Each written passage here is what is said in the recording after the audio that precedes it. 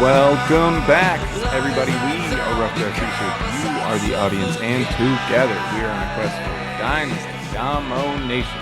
How's it going over there, Daniel? I'm doing good, man. I'm finally rebounding. We had another rookie draft under our belt, and now the NFL schedule is being debuted one quarter at a time. So silly.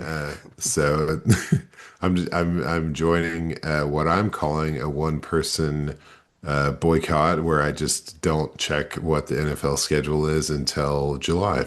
Okay. I'm sure it will probably only be 70% out at that point, but I'm not taking. I like they've overdone it for me with the trickle of It's clickbait. So it's very silly.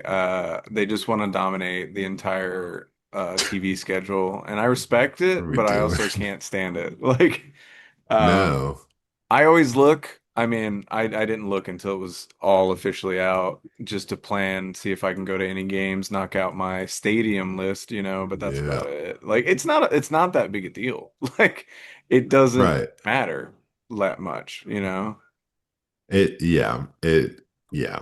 I, mm, it's crazy. I mean, there's some stuff like I remember last year, the Commanders at Arrowhead came out, and I was like, oh, I'm Mm. definitely going to that game. And it Yeah. was cool, but like, I ain't buying tickets this weekend, so let's just Yeah. pop all these things out so we can all just make plans with our friends. Yeah.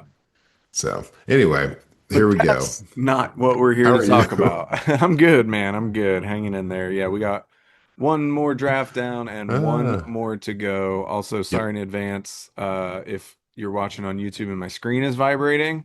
I got a rap Mm. show going on downstairs and they are pumping that bass out. It Oh sounds yeah. pretty good though. I bet it's good.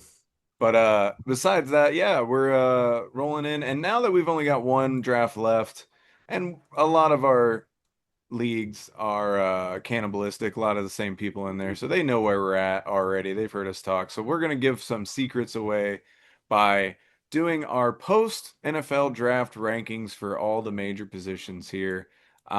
It's we ranked them before the actual draft came out, so we're going to kind of reflect on that and see where we're at now with each of the positions. So, with that all being said, you just want to start with the quarterbacks and kind of run through it. Yeah, I think so. Let's roll. Okay, so for me, we didn't rank the top five guys when we did this. We did Mendoza and then the three guys after him. So my ranking was Mendoza, Ty Simpson, Garrett Nussmeier, and then Carson Beck at the four spot. Um, but I pretty much the first two did not change for me. I did bring Carson Beck up to the three spot though. I want to see where you're at with all that.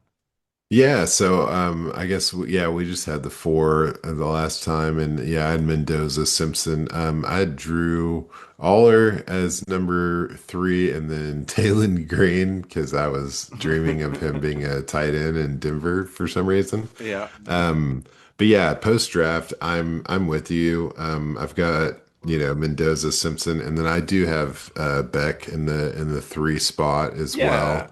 I mean, it makes sense. He's got an obvious chance to start this season with Jacoby Brissett in front of him, and he's got that third round capital attached to him now. Mhm. I still don't like Beck, but like it's hard to ignore the chance to start?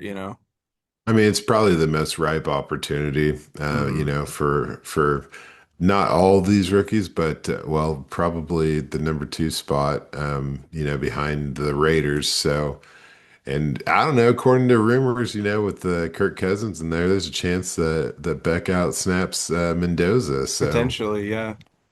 yeah, and then I don't know for number four for me, I went with Cade. I thought Okay. that jet spot is kind of like I have actually a lot of faith in Gino this season to be fantasy viable, even if they're Hmm. not winning.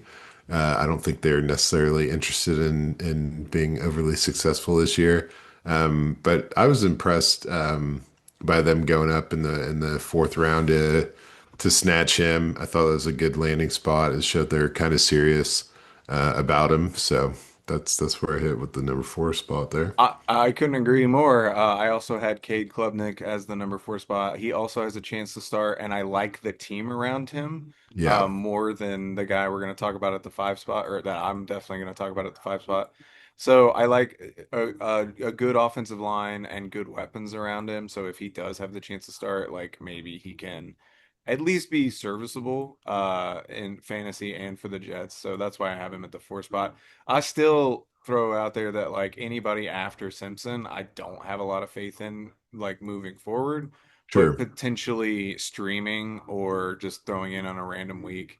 I think these guys are okay options as in terms of rookies. Yeah, Um, it's definitely rosterable for sure. yeah, for sure, and especially in deeper super flex leagues. So I went with Drew Aller as the number five guy. He has a chance to start, but I don't know if I trust him or the team around him. So that's why he fell to the five spot. Yeah, for me, he's number five as well. And it really, for I thought, I don't know, I threw out like it'd be cool if the Vikings drafted him and developed him and maybe subbed in for Kyler down the stretch if things weren't going well. But then I didn't really see this landing spot of the Steelers coming out, and especially in the third. So I mean that's not a pick that you just throw away. They Yeah, must have some intention of giving it a shot. So yeah, that made me happy. I mean, the only rival he has in this conversation is Taylor Green because he's in, Cleveland yeah, where anything could happen and that would be very cool if he was just, doing wildcat quarterback stuff with the skill position that yeah, they have going on there. So he's an honorable mention for me. Green is, but you can't overlook, that 76 pick going to the Steelers. So yeah, I liked Aller more than I think most people did going into the draft. And I was kind of surprised, kind of surprised with what Pittsburgh did in general. But I like yeah. this. I like it. I like potential. He's a bit raw. Like all you hear is that they like I saw an article come out that they had to completely rebuild his entire throwing motion and everything and footwork. So we'll see how it goes. But I mean the landing spot is juicy. I honestly I'd rather him than Will Howard. I know people are holding out for the Sure. Will Howard stuff, but Nah, probably not. I'm not. But Not I. and then any Pittsburgh fans out there that are concerned that Drew Aller needs too much work, go watch Aaron Rodgers in college and his goofy ass throwing motion, hand placement, and footwork before he got with Mike McCarthy. Not saying he's gonna fix Drew Aller, but like he had a lot to do with where Aaron Rodgers ended up. So don't forget that. So. But let's move on to the place. I don't know about for you, but for me personally, this had the most movement in terms of position, in terms of guys moving around the board, and that's the running back room. I think it's safe to say that Jeremiah Love did not move off the one spot for either one of us. Correctamundo. I'll agree wholeheartedly with that. Okay, so for me, before the draft, I had Emmett Johnson as the number two. Yep. That did not end up looking great. I thought he'd be like a maybe a late second or an early third round pick. Was not. So I did bump him out of there and I switched him in for Jadarian Price. I too have Price right at the number two spot. I Hmm. mean, yeah, you can't. I mean, it's first round draft capital, huge void, probably the best turnkey running back spot to be plugged into Yeah, in probably the whole NFL, I'd say for sure. So that's pretty incredible. He was not a player that we were overly blown away by, but he's going to have every opportunity with, Charbonnet obviously yeah. missing some time to start the season. So, yep, I originally had Nick Singleton here at this spot, who gets moved back for sure for Price to come in. Yeah, it's hard to argue. I mean, I said the perfect landing spot for Price pre-draft would be the Seahawks that Yeah. ended up nailing it. And like anywhere else, I may not have been super hyped about him, but you're right. You can't ignore the first round capital.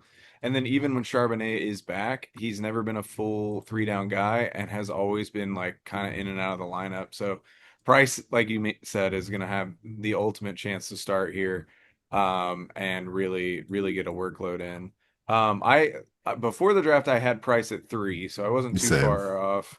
So we both had him. I switched in Jonah Coleman at the three spot. Yeah, same here for Coleman.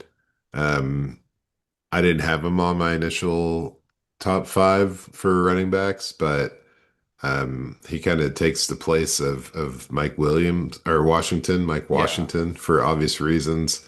And then the guys that I have at 4 and 5 were more than 50 spots behind him in the NFL draft. So just yeah, draft capital in general, he wasn't the third running back drafted. But if knock out all decoys, he definitely was the third yeah. running back drafted. So I got to give him some credit in the opportunity with Denver. So Yeah, what? I think he's a nice pairing with RJ Harvey. I do Yep, think he's being maybe overvalued just a for bit. sure. Um, I'll give you but that. I do think he's the third best option here still, even with the overvalue. I just think it's such a clear tier break from the first two guys to Coleman that like he still ends up being a little overvalued. Because we just don't know what they're gonna do, like if it's gonna be a committee, which is honestly what it's likely gonna be. Oh yeah, But has to he be. he has the chance to have a decent amount of workload in his rookie season.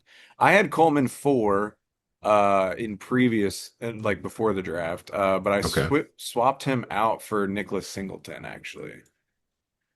Oh, okay. So you had Singleton at 3 before No, I three. had Singleton at six in Oh, okay. pre-draft rankings. I had Price at three, Coleman at No, four, gotcha. and so now I have Singleton moving up two spots to the four spot. I like the Tennessee landing spot.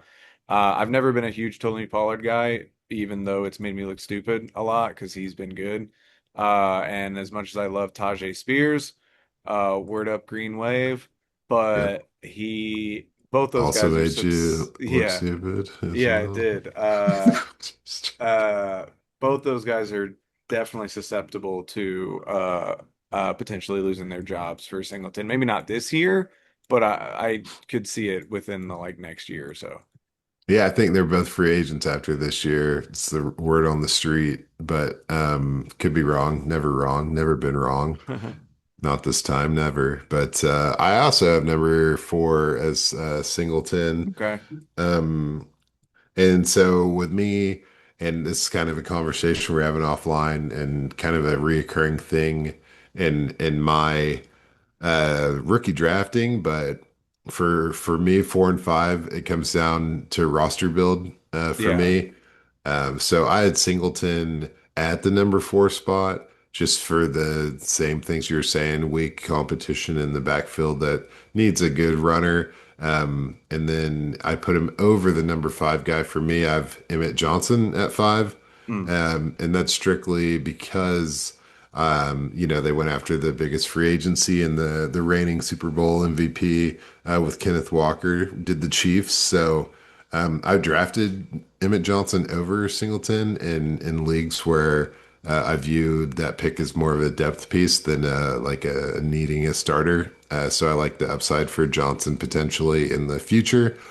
So that's where I ended up. Did you allow Johnson to remain on your top 5, or did you ice him out? No, he was fifth. Yeah, I put him Okay. behind Singleton, kind of for the same reasons you're saying. Like, I do like the landing spot with Casey. I think it's not unfeasible that he could beat out, and in my opinion, probably will Whoa. beat out everybody Okay. outside of Kenneth Walker Yep. to end up taking that RB2 role.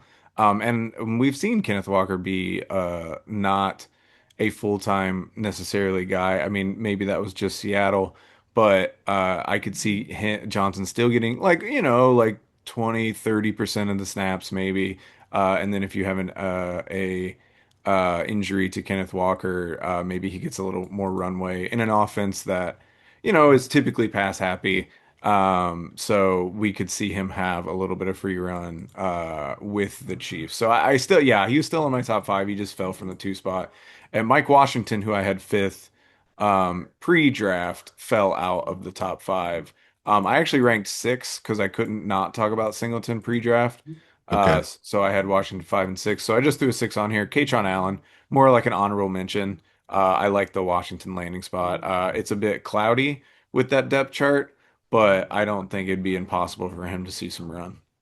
Yeah, no, it's definitely a good landing spot with Washington, depending on what happens with White there. But I didn't go six, but I probably would have gone Randall, dude. Or no, Yeah. Claiborne. No, it's like a cluttered Yeah, three-way it's tie for cluttered me. for sure, But yeah. I like the Katron call out though.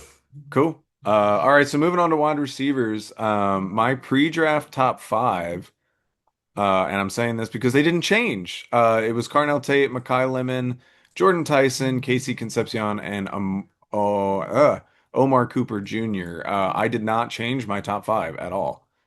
So I did not change the names, but I definitely changed my order. Okay. Which, this is all slander, and you guys, you can come after me if you want. You don't have to. But Tate's clear number one. I had KC as number two pre-draft, Uh-huh. followed by Lemon, and then Tyson, and then Cooper. And now I'm putting Tyson at number two just Okay. because as a huge Olave guy, I think even coming out and in that draft, Olave was viewed as like a really good number two for a team.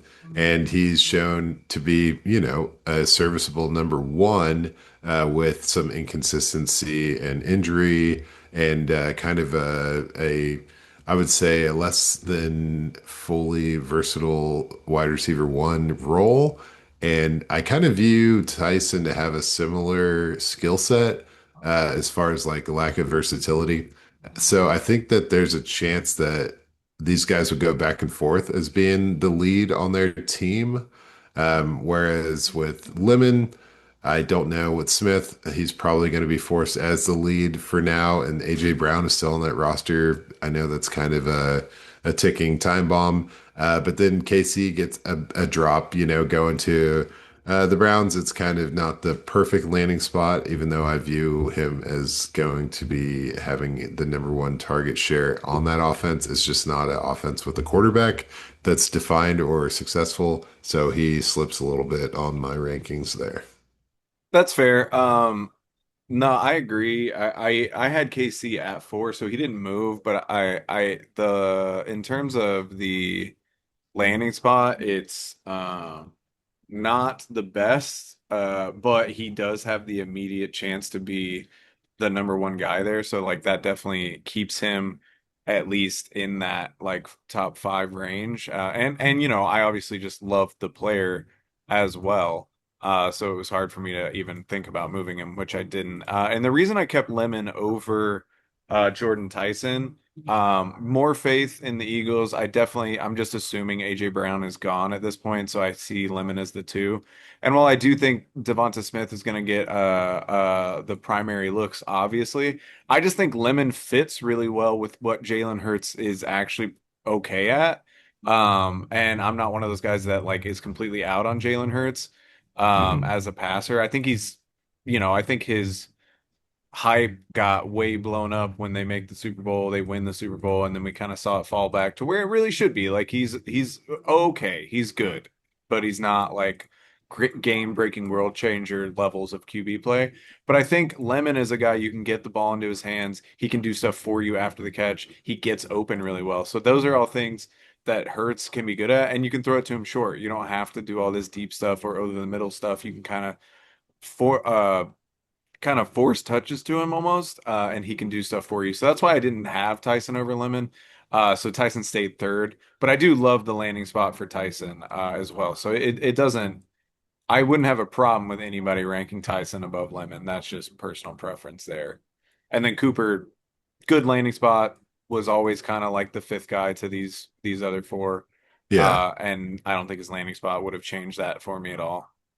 Yeah, I think getting that first round capital kind of validated everything. It was a little scary there, going at 30. If Yeah. you know, it almost looked like he was going to slip to the second, possibly. So, yeah, I like that. I like that. Cool. All right. So the sixth spot did change for me. I had Denzel Boston at the sixth spot. I dropped him to seventh, so he fell one spot. And I Same. had an honorable mention jump all the way from 12th to sixth for me, and I put Antonio Williams at the sixth spot. I love the landing spot with the Commanders. I think the Jaden Daniels could use consistent slot guy and a number two to Terry McLaurin. So I just that's a landing spot one, a player I liked but wasn't enamored with. And then the draft capital too. He was the top of the third round guy. So yeah, that's I have him at six. Yeah, I also am at six. Okay. Yeah, so everything you're saying, it's a clear, huge need for the Commanders. And, out of all these guys listed so far, unless you think Jalen Hurts, I think he's got the best quarterback out of the top 10 wide receivers coming out of the draft. So that immediately gives him a bump Yeah, in for sure. Washington. So, Absolutely. oh, yep. So he got the huge draft capital bump, the landing spot bump, probably out of everyone on this list. So, Yeah, I agree. Yeah, I mean, it was a massive jump up, probably the highest jump from any of the players, at least for me personally. But I did have Boston. He only fell one spot to seven. I mean, the Cleveland landing spot, like he's immediately the two there, with Concepcion, and they're both rookies. So like you right. never know who's going to end up actually being the one there. I mean, I know we love Concepcion, and I really believe that he will be the guy there. But it wouldn't be the craziest thing in the world if the guy that went at the top of the second round actually ended up performing better than him. So landing spot and ability, I think he pairs nicely with Concepcion as It's, well. Like yeah. it's a good one too. Yeah. Cleveland did well here. And that's it. I have him at seven as well. Okay. I think he could have probably broken into the top five if he had gone somewhere like San Francisco or something like that. Yeah. Somewhere I was excited about. But he really is in the shadow of Casey, Concepcion. He's a guy that we're pretty excited about. So obviously it dings it a little bit. And the Cleveland offense at this point, not really a juggernaut in the passing game. So supporting a number two guy with kind of a niche role, a Yeah. deep role for an offense who we don't exactly know who's going to be throwing the ball is a little iffy, but his talent shines through, and so Yeah. seven's a great spot for him. I think he's definitely a projection going forward. I don't know that this year you'll get a ton of use out of him. He's going to get a lot of opportunity, but like you said, I don't trust the Cleveland passing offense, so it's hard to like really stick the flag down there and say that he's going to be awesome. But so my number seven in pre-draft was Ted Hurst. He fell. We'll talk about him later. Number eight was Jeremy Renard. He also fell, and I put Deshaun Stribling and at number eight. Oh, I have Bernard at eight. You put Okay. Stribling, huh? Yeah. Stribling was my pre-draft number 12. Okay. I didn't put him on my 10, my top 10 Okay. post-draft. I don't know. San Francisco, I just don't know. I the reason he's not higher, I know a lot of people are higher on him, and he's goes at the top of the second round, and he's San Francisco's first pick. But kind of what you're saying, like I don't know how to feel about the wide receivers. They clearly need somebody. Ayuk's going to be gone. Parasol hasn't really worked out. So Jawan Jennings is gone. So they're gonna need to use somebody, and I do like his skill set, and Yeah. And it's always intriguing to have a Shanahan receiver. I'll say I put him at eight, but like I don't have any shares of him. So Well, like that's it's the it's thing. It's like yeah. I'm trying to think. It was Leggett was a guy I was like high on, and then he got high. Like I don't like it when the guys I'm like, oh, I like this guy, he's a sleeper, and then they get drafted in the top 50, and it's like, well, Mm, I didn't like you shouldn't have like he's a sleeper. Like, what are we yeah, doing? Like, yeah. Okay, that's fair. and so it just that always just freaks me out because it never seems to work out when that situation happens. But That's hey, fair. I'll take it. Yeah, he didn't crack mine. So Okay, fair enough. who'd Well, you get at nine? at nine, I had Chris Bell, but I Okay. switched him out for Malachi Fields, actually. Oh, Another guy I have wow. zero shares of so far, but I Yeah. think it wouldn't be shocking for him to be the number two to Malik Neighbors. Yeah, no, he's definitely going to be the number two. It's a matter of what Likely's share looks like and all that for me. So I had Bernard at eight, and then I'm keeping Chris Bell Okay, at number nine just okay. because there's nothing stopping him from being, like the KC Concepcion light in Miami with probably a better quarterback situation. So the depth chart is non-existent really in Yeah. front of him. So So give him the here's bump. here's my thing. He dropped out of my top 10, Chris Bell did. Okay. And so did Jeremy Bernard. And I'll get into it when we Okay. talk about it. But Chris Bell, for me, the reason he dropped out is I just don't know how to feel about Miami. I agree that he's gonna have the opportunity, but first of all, he's coming off an ACL tear. Yeah. I always thought Chris Bell was the guy that needed to be polished and somebody needed to work him into being a NFL wide receiver, and I just don't know Hmm. that the Dolphins have that offensive mind or that capability to do so. And Malik Willis is a huge question mark. Whereas when I look at somebody like KC, I had no doubt that he would be a good wide receiver Oh, in for the sure. He NFL. could have gone anywhere. Exactly. So like that's why it didn't hurt him to go to an offense I don't trust. It whereas Chris Bell, it hurt him a lot for me. I still Sure. would take a flyer on him, but just if we're sitting here actually ranking the guys, like that's Hmm. just where I fell. He's an honorable mention. I think he ended at 12th on my list, so he's still Okay. in the top area. And I kind of like you're saying roster construction. If I wanted a guy that has a decent floor, like I'd probably go Fields just because I Hmm. think he's going to get some targets outside of Neighbors. But if Yeah. I wanted to swing for the fence, I would probably go with Bell. No, I agree with you 100%.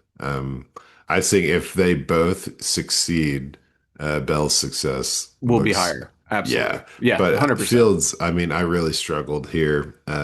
Really, honestly, these last three, because Fields didn't make mine, and it hurt. I just traded like a second for next year for a couple of thirds just to make sure I could get Fields on one of my lineups. I needed to have Yeah. him in one of the leagues. So I'm as passionate about him as you are, and he has the possibility to have a Jadarian Price type role where neighbors might be still recovering somewhat to start the year, so he could be thrust into a pretty active target share. So we'll see how it goes. Yeah, I'm with you. So at the number 10 spot, I had Skylar Bell and I knocked Ted Whoa. Hurst down to this spot. Okay. So he went from 7 to 10. The landing spot isn't amazing, but I think it could be. Just like right now, it's kind of he's going to be the third option behind Godwin. Honestly, probably the fourth option, at least to start the year, behind Egbuka, Chris Godwin, and then the running backs. Hmm.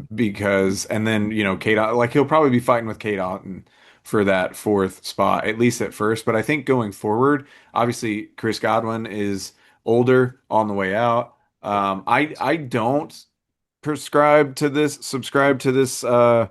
Egbuka isn't great thing that's going No. around. Like I don't understand this. Like he started off the year so hot and then got kind of banged up and then didn't end the year as hot and people were like, "Oh, get him out of here. Let's bring it." Like I'm not going that far, but I think pairing him with Hurst going forward Mm. like next year even maybe with Baker, I think is really good spot. So I kept him in the top 10. I really like Hurst.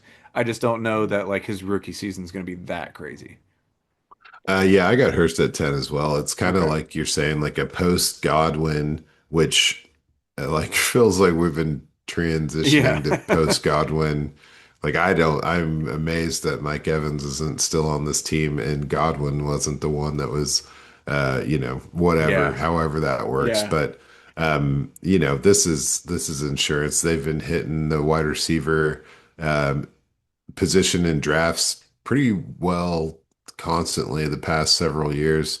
And this one is probably the guy one of the guys we were most excited about this year. So Hmm. I don't think I think he can overcome, the clutter, the situation. This team has utilized three wide receivers in a meaningful way in the past, so we could just hope for that. But Yeah, and he's like another big body type that Baker Mayfield could like to yeah, utilize as well, which the other two guys aren't as much. So yeah, I like having him at 10. Honorable mentions, I still had Skylar Bell and Chris Bell fairly high. yeah, Jeremy Bernard fell for me just because I don't like the quarterback situation. Even if Rodgers comes back, it's not like he's the guy that's going to throw to rookie wide receivers unless he has to. They bring right. in Michael Pittman. They still have DK Metcalf. I just It's don't know true. what to feel about the Steelers. And he was a guy that I was like, oh, he's a great two potentially. Like I just uh, didn't like him as much as other people did. So that's why he fell yeah. out for me. I really liked him, man. So I had to lock him in at 8. I thought that Pittsburgh is a murky landing spot, but I think in a year or two, maybe going into year three, he could, have top 30 potential, which is, I think, pretty good for Yeah. a rookie coming out outside of the top five of the rookie draft class or rookie wide receiver rankings, however you want to say it. But yeah, so for me, I had Brazel and Surratt were the two guys that fell out of my top 10 from pre-draft to post-draft. And it was pretty obvious reasons for Surratt going to Baltimore wasn't even Yeah. taken first, solid 25, 35 picks after Jacoby Lane, who is a Hmm. player that, you could be excited about. They're probably both going to do okay, but like it's Baltimore. We got to see how that offense falls. I can't get overly excited about those picks. And then Brazel, I think, is in a really good situation with Carolina. It's just not sexy, and he could be the number three wide receiver for a while with a lot of Hmm. youth and a lot of uncertainty there. So those guys get kicked out, and then Antonio Williams and Chris Bell get elevated to the top 10 for me. So I think it all makes sense. Maybe not. Maybe it's just me. Maybe we'll see. No, It'll be I what it'll be. I agree. Brazel was an honorable mention for me before the draft, and he fell kind of far for me. Not like far, far. He'd probably be like after Bernard at like 14, 15 or something.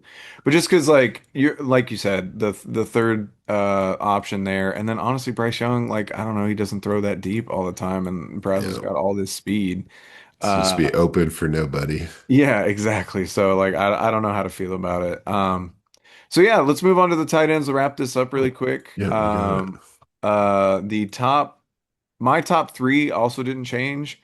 So I had Kenyon Sadiq at one, Stowers at two, and then Max Clare at three, which is exactly what I have still now. Okay, yeah, I did not have that pre-draft. I had Sadiq Stowers, I had Sam Roush Uh, at 3, and then Max Clare at 4. And I still have the same, except for number 3. I put Oscar Delp okay. as number 3, I and put Delp at four. I arguably should put him at three, to be honest. Like I have a weird affection for Max Clare. mhm. But that Rams tight end room, it's weird to say like, oh, a tight end room's really cloudy. I don't know who's coming out of that because like Dude, well, they took Terrence Ferguson last year. Like I don't think they're just I, gonna give up on him. for the Uh, life of me, I can't drop Colby Parkinson yeah, right now. like So it's I know exactly what you're saying. yeah. So it's hard. I I like what I'm saying is I probably should move up Delp, but I did Yeah, have Delp at four. I have this weird secret uh, affinity for Saints players. I don't know why. So just ignore me. But Okay, well, so we got the same top four. Do we have the same number five? I doubt it. Okay. Who do Oh, you have? hard doubt. I got Eli Raridan. So I have him as my sixth honorable mention. Okay. Once again, I guess for the tight ends, I was like digging my heels in, Sure. because I had Justin Jolly at fourth in the Oh, previous rankings, and I kept him damn. in. I moved him to fifth. Um, I just Okay. I think the Broncos are gonna want to use a tight end, and like the Evan Ingram stuff just didn't work. No. Like, and it like I feel like people are just like, oh, it'll work now. And it's like we've seen Evan Ingram not work everywhere except that 1 year in Jacksonville where he went That crazy. was dope, It though. was a crazy year. It was I had awesome, a but good like rookie year back there, but this if long. It was Sean like Payton, 2017. yeah, for sure. But like it's Sean Payton brought him in, didn't really utilize him that much. And then the Broncos didn't have all that many picks necessarily. I mean, they took three guys in front of like I know Jolly was a fifth round pick, but they took defensive tackle, offensive tackle, and Jonah Killman, and then Justin Jolly. So I think it was a position of need for them, and I still like his ability. And he doesn't do anything but catch passes, so it's not like they're bringing in him to be a blocker, you know. So like I like the upside there. I think he's a big swing and a miss type guy as well. Like he's a absolute bottom out worthless pick or waiver pickup, or he has some high potential to me. So I kept in there. But I did Eli Raridan makes a lot of sense. Arguably, again, probably should have gone with him, but No, I like what you said with Jolly just because the scheme fit and the team need. Whereas Raridan's gonna have to probably wait a year and we don't really know. Yeah, New England is a little unpredictable. If they get AJ Brown, then that's a whole nother story. But right yeah, now, it's hard to get too pumped about, obviously they're probably just going to keep rolling with Hunter Henry this yeah, season anyway. So for sure. that's that. Tight All ends, right. Well, knock them there out. is our post NFL draft rookie ranking. So hopefully, we don't look as stupid as we did pre-draft. Probably will. Somebody I will come look out of the better, not woodwork. as stupid.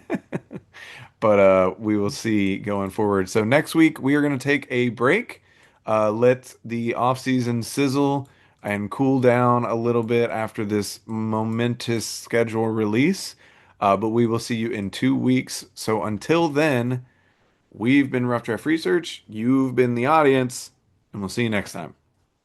Quit sniping me in these drafts, guys. Leave me alone. Thinking we used to